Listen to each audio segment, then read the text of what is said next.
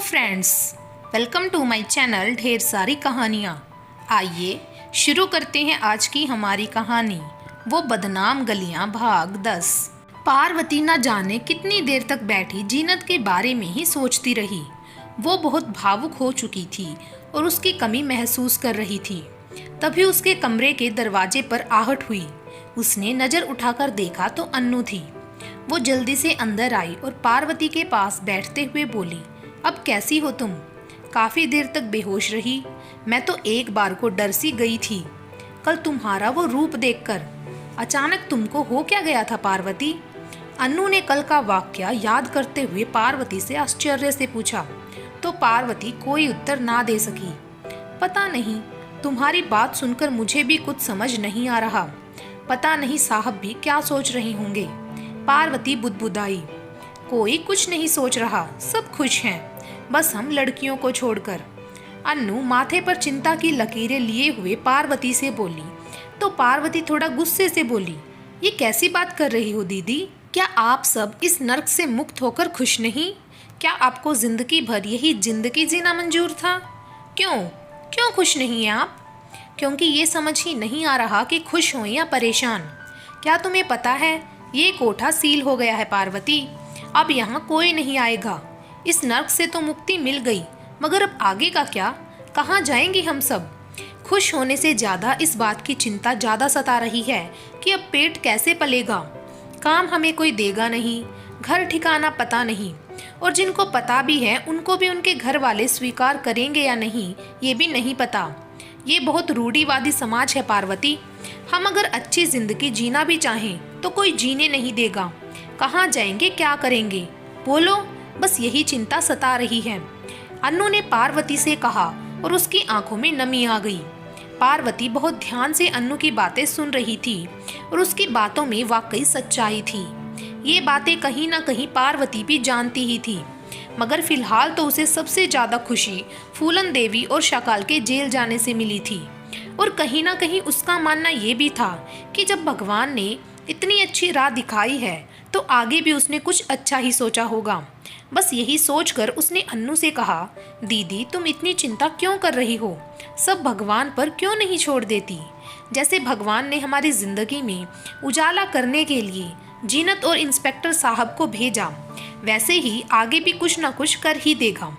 अब तक हम वर्तमान में जी रहे थे, भविष्य का कभी सोचा क्या? तो अब इतना क्यों चिंतित हो? जितना बुरा होना था हो चुका हमारे साथ, अब इससे बुरा और क्या होगा? रही बात पेट भरने की, तो ज़्यादा से ज़्यादा भूख से मर ही तो जाएंगे। ऐसे जिल्लत भरी जिंदगी जी कर भी कौन सा जी रहे थे? बोलो।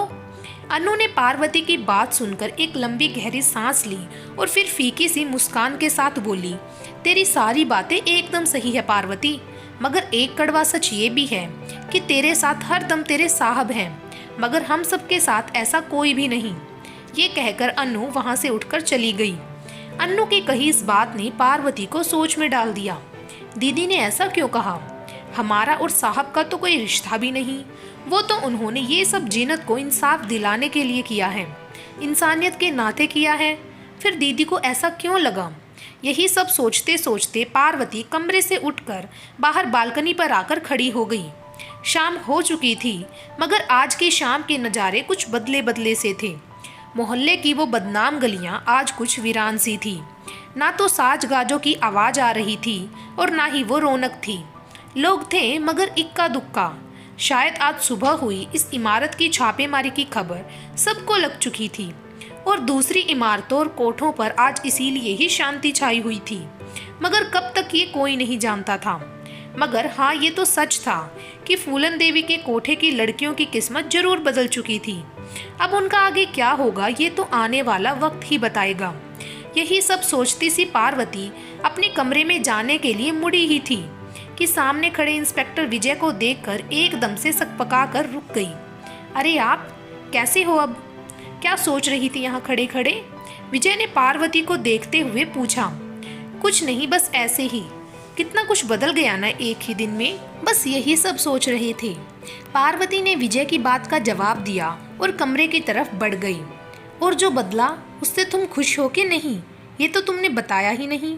विजय ने उसके पीछे पीछे कमरे में घुसते हुए कहा।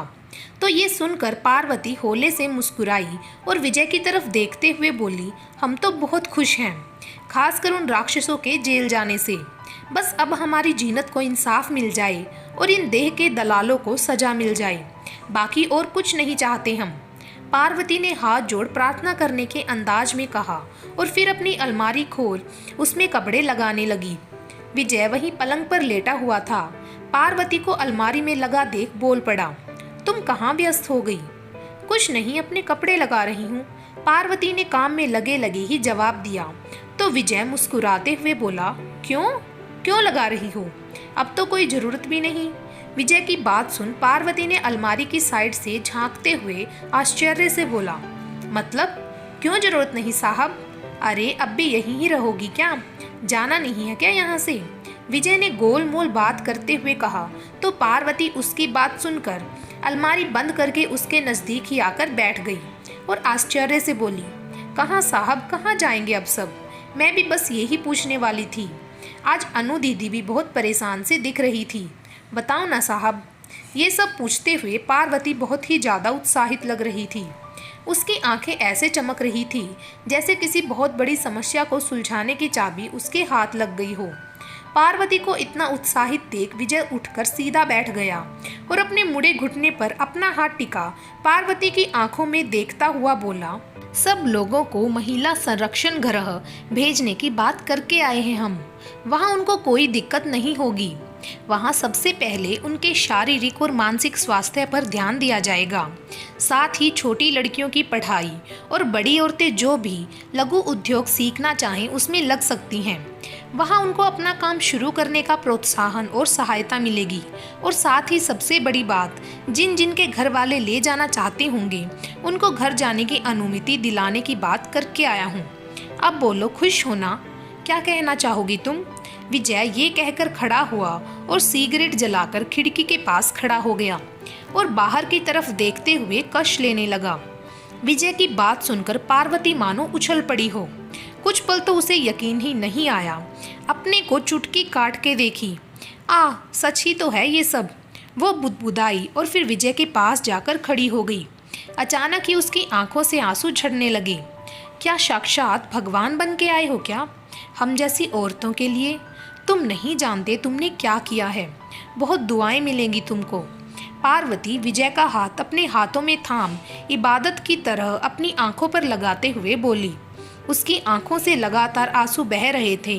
विजय ने अपने हाथों से पार्वती के आंसू पोंछे और बोला, हम कोई भगवान नहीं हैं और ना कुछ किए हैं। ये सब तो बहुत पहले हो जाना चाहिए था और बाकी लड़कियों के लिए भी होना चाहिए और हम करना भी चाहते थे, मगर वो क्या है ना कि सब कुछ इतना आसान नहीं है। अब देखो, इस सिगरेट की डिब्बी पर लिखा है इंजरियस टू हेल्थ, फिर भी हम पी रही हैं और ये साला बन भी रही है। विजय ने हंसते हुए कहा तो पार्वती असमंजस सा चेहरा बनाकर बस उसे ताक रही थी।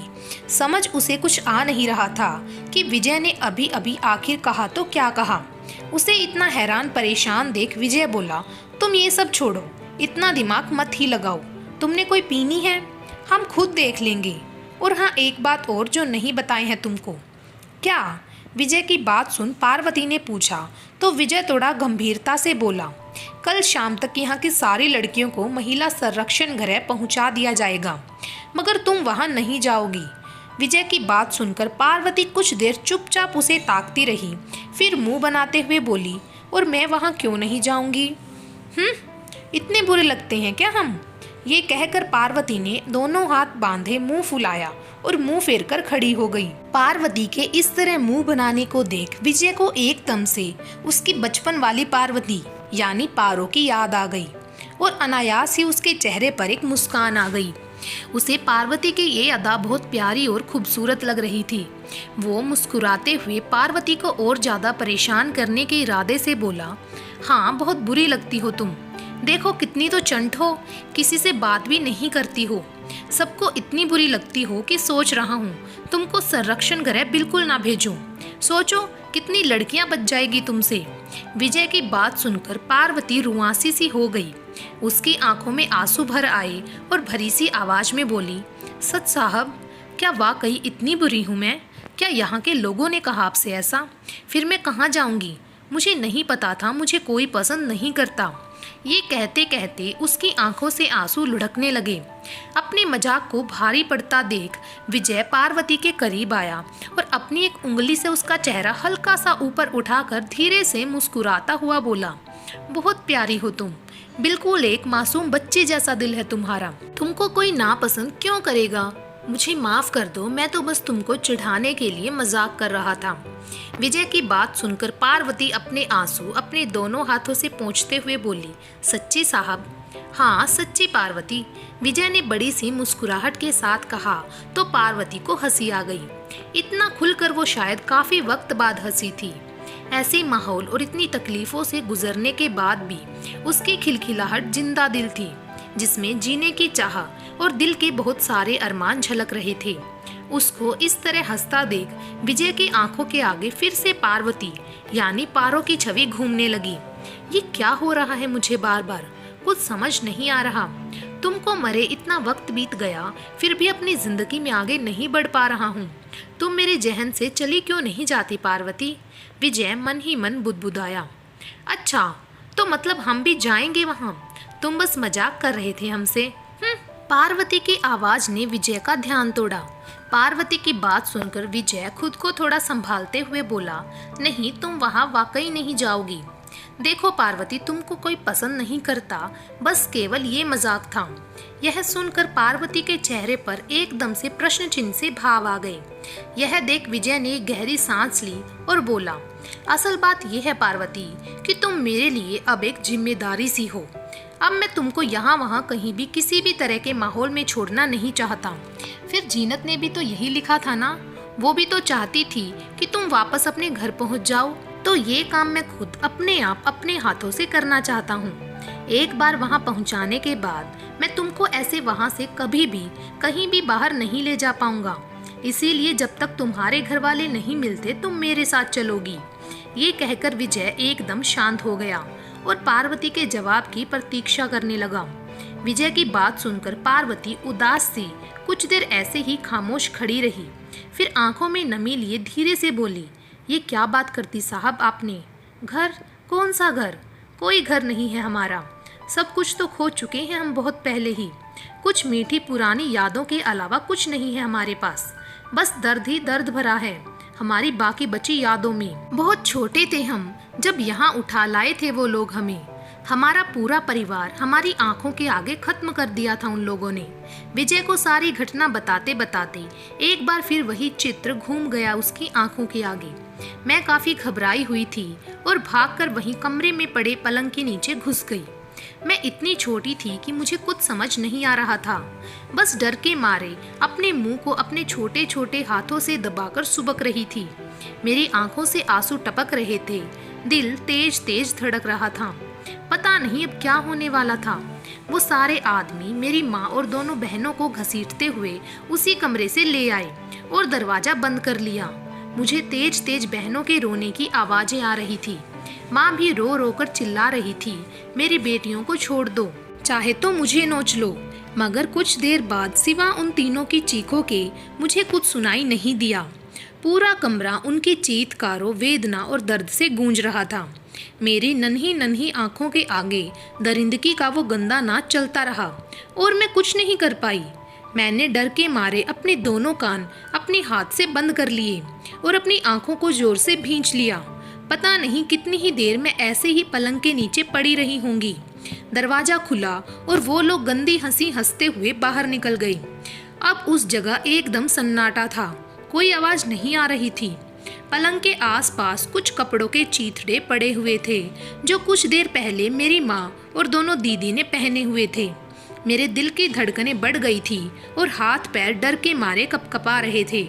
मगर फिर भी एक उम्मीद के साथ मैं घबराकर धीरे धीरे सरक कर पलंग के नीचे से बाहर निकली। मैं काफी सहमी हुई थी। मैंने अपनी आंसुओं से भरी निगाहें इधर उधर दौड़ाई। पूरे कमरे में इधर उधर फटे हुए कपड़े और जगह जगह खून बिखरा पड़ा था। मगर अब वहाँ मेरी बहनें और माँ नहीं, बल्कि उनके अर्धनग्न शव इधर उधर पड़े थे। वो नज़ारा याद आते ही उसके मुंह से चीख निकल आई। पार्वती बहुत तेज चीखी और बिलख बिलख कर रोने लगी। हमने अपनी माँ और बहनों के साथ बलात्कार और उनके कत्ल होते अपनी आंखों से देखा है साहब। हमारा परिवार एक पल में खत्म हो गया। किस घर की बात कर रही हो आप? पार्वती ने रोते रोते ही विजय से कहा और विलाप करते करते वहीं जमीन पर बैठ गई। पार्वती की बात सुनकर और उसकी ये हालत देख विजय अंदर तक सिहर गया। उसकी भी आंखें गुस्से और तकलीफ से लाल हो चुकी थी। पार्वती का बचपन इतना दर्द भरा रहा होगा उसने सोचा भी नहीं था। उसके मन में गुस्से और नफरत का सैलाब उमड़ रहा था। क्या इतने व्याभिचारी भी होते हैं लोग, इतने भावहीन? ये सोचते सोचते वो वहीं जमीन पर पार्वती के करीब आकर बैठ गया। कुछ देर कमरे में एकदम सन्नाटा छाया रहा। विजय आंखों में नमी लिए चुपचाप बैठा, बस रोती हुई पार्वती के चेहरे को ही ताके जा रहा था। क्यों क्यों किया उन्होंने ऐसा, और किसके कहने पर? क्या तुम्हारे सिवा कोई भी नहीं बचा तुम्हारा अपना? सबको मार दिया उन्होंने? विजय ने बहुत तकलीफ देह आवाज में हिम्मत करके पार्वती से पूछा। तो पार्वती अपने आंसू पोंछते हुए सुबकते हुए बोली, उस वक्त हम बेहोश हो गए थे। जब आंखें खुली तो खुद को एक अनाथ आश्रम में पाया। वहाँ हमारे जैसे बहुत बच्चे थे, मगर हम सबसे अलग थलग ही रहते थे, चुप चुप एकदम। हमें अपने परिवार की बहुत याद आती थी। हमें अपने बाबा के बारे में भी कुछ नहीं पता था कि वो कहाँ हैं। हम उस जगह करीब 1 साल रहे होंगे। फिर एक दिन अचानक से बाबा आ गए हमें वहाँ से लेने। वो बोल रहे थे कि हम अब यहाँ सुरक्षित नहीं, इसीलिए वो हमें लेने आए हैं। हम बहुत खुश हुए बाबा को देखकर। शायद उस हादसे के बाद पहली बार खुश हुए होंगे। मगर जब किस्मत में दुख ही दुख लिखे हों तो कोई क्या करे। वो खुशी भी कुछ पल में ही गायब हो गई जब कुछ गुंडों ने हमें और बाबा को घेर लिया। हम बाबा की गोद में थे और वो हमें उनसे छीनने की कोशिश कर रहे थे। जब बाबा ने हमको नहीं छोड़ा तो उन लोगों ने बाबा को पीटना शुरू कर दिया। बाबा के हाथ ढीले पड़ने लगे और बाबा बेजान हो गिर पड़े। उन लोगों ने हमें छीन लिया और यहाँ बेच गए। हमें तो ये भी नहीं पता बाबा जिंदा भी हैं या नहीं। ये कहते कहते पार्वती की आंखों से फिर से आंसू उमड़ने लगे। शांत हो जाओ पार्वती, और लो ये आंसू पोंछ लो। अब तेरे रोने का नहीं, उन लोगों के रोने का वक्त शुरू होने वाला है। बस एक बार उनका पता लग जाए। क्या नाम था तेरे गांव का? विजय ने अपना रुमाल पार्वती की तरफ बढ़ाते हुए पूछा। नहीं याद साहब, पार्वती ने रुमाल पकड़ते हुए कहा। कुछ तो याद होगा, प्रदेश, इलाका, या कभी किसी को कुछ कहते सुना हो तो? विजय ने पार्वती को पूछा तो पार्वती शांत सी धीरे से बुदबुदाई। मध्य प्रदेश। हाँ, यही का था हमारा गाँव। अरे वाह, ये तो कमाल ही हो गया। हम भी वहीं के हैं। चलो इस बहाने अपने घर भी हो आएंगे। हम गए नहीं बहुत समय से। विजय मुस्कुराता हुआ बोला। तो पार्वती आश्चर्य से चहकते हुए बोली, अच्छा तुम भी वहीं के हो? तो वहाँ की सब जगह जानते होंगे, पुलिस में भी हो, तो फिर क्या तुम हमारे बाबा को ढूंढ दोगे? पार्वती की बात सुन विजय एक पल के लिए शांत सा हो गया। फिर उसका आत्मविश्वास बनाए रखते हुए बोला, कोशिश करते हैं। कोशिश करने में हर्ज क्या है? यह सुन पार्वती मुस्कुराई और उसकी आंखों में आत्मविश्वास की एक अलग सी चमक भर गई। उसे आत्मविश्वास से इतना सराबोर देख विजय खुशी से मुस्कुराता हुआ बोला, तो ठीक है, फिर अब हम सीधे मध्य प्रदेश जाएंगे। बस एक बार इन लड़कियों को उनकी सही जगह पहुंचा दे और उस नेता को भी धर लें, ठीक है? और अब रोना मत। इंस्पेक्टर विजय की बात सुनकर पार्वती ने मुस्कुराते हुए हाँ में सर हिलाया। तो इंस्पेक्टर मुस्कुराते हुए बोला, तो तैयार रहना, कल लेने आता हूँ तुझे। इतना कहकर विजय वहां से बाहर चला गया। यह सुबह पार्वती की जिंदगी में एक अलग ही पैगाम लेकर आई थी। उसने अपने कुछ जरूरी चीजों को समेटकर एक छोटे से बैग में रख लिया था, जिनमें से सबसे खास थी उसकी वो पाजेब और बालियां। उधर इंस्पेक्टर विजय ने इकट्ठा किए सबूतों की बिना पर उस नेता भीमसेन के खिलाफ अरेस्ट वारंट भी निकलवा लिया था और अब बस भीमसेन के घर जाकर उसे पकड़ना बाकी था। मगर भीमसेन के जबरदस्त राजनीतिक संबंधों के कारण उसको पकड़ना इतना भी आसान नहीं था। इस मामले में इंस्पेक्टर विजय कोई भी कसर नहीं रहने देना चाहते थे और ना उसको बचने का कोई मौका देना चाहते थे। इसीलिए उसने पहले से एक स्टिंग ऑपरेशन शुरू कर दिया था। और जिस दिन शाकाल और फूलन देवी की गिरफ्तारी हुई थी, उसी दिन से गुप्त अधिकारी को उसके पीछे लगा छोड़ा था। वो अधिकारी लगातार भीमसेन की हर हरकत पर नजर गड़ाए था। भीमसेन को शाकाल और फूलन देवी की गिरफ्तारी के बारे में पता लग ही चुका था। इसीलिए उसने खुद को बचाने के लिए इंस्पेक्टर विजय से मिलकर उसे एक अच्छी बड़ी रकम का लालच देना चाहा, मगर विजय द्वारा रिश्वत स्वीकार ना करने पर उसे जान से मारने की धमकी भी दे डाली। बस वहीं उसका पासा उल्टा पड़ गया। उस अधिकारी द्वारा रिकॉर्ड की हुई इस हरकत ने भीमसेन के खिलाफ एक और खास सबूत पैदा कर दिया था और नेता के खिलाफ ये केस और अधिक मजबूत बन गया था। ये बात मीडिया तक पहुंचते भी देर ना लगी और इस बात का फायदा विजय ने लिया। बस विजय पहुंच गया भीमसेन के घर कुछ पत्रकारों को लेकर। उसके साथ में पत्रकार और अरेस्ट वारंट देखकर भीमसेन के पास खुद को गिरफ्तार कराने के अलावा कोई चारा नहीं था। उस नेता की गिरफ्तारी होते ही जैसे जनता के बीच हड़कंप मच गया हो। अब तो जीनत के साथ हुई बदसलूकी और भीमसेन की हरकतें लोगों के भी कानों में पड़ चुकी थी। कुछ जगह उसके खिलाफ में मोर्चे निकले तो कुछ जगह उसके सपोर्ट में, ये कहकर कि ये इल्जाम बेबुनियाद है, जैसा कि अक्सर अंधभक्ति में होता है। दंगे ना फैले इसीलिए ये केस सीबीआई के हाथ जाने की बातें उठने लगी और फिर भीमसेन से उन बाकी विदेशी लोगों की जानकारी भी तो निकलवानी थी, जो कि आसान काम नहीं था। फिलहाल तो इंस्पेक्टर विजय नेताजी को हवालात में बंद करके निकल पड़े थे वापस अपने कुछ और वायदे निभाने।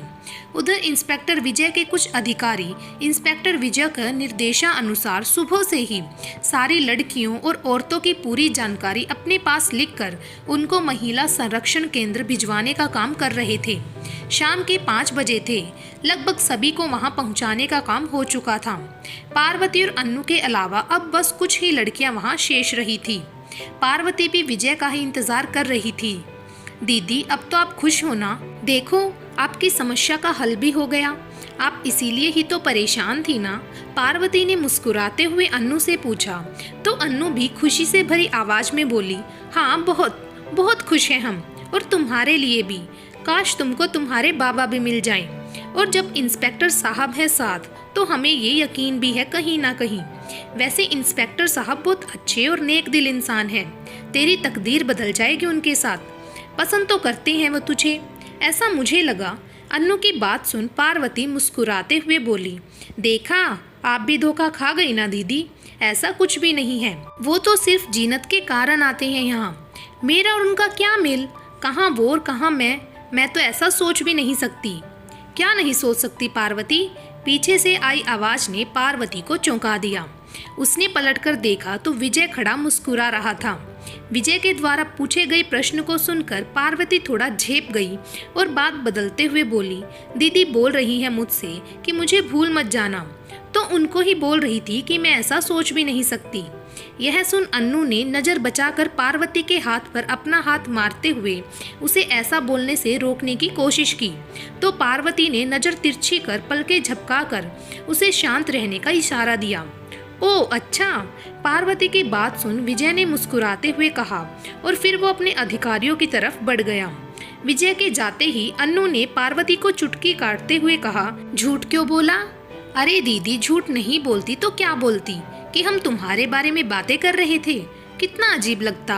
और फिर अगर वो पूछ लेते कि क्या बातें, तो क्या कहती? बोलो। पार्वती ने अन्नू की बात का जवाब दिया। अच्छा तो बता देती ना, सच पता भी लग जाता कि वो चाहता क्या है।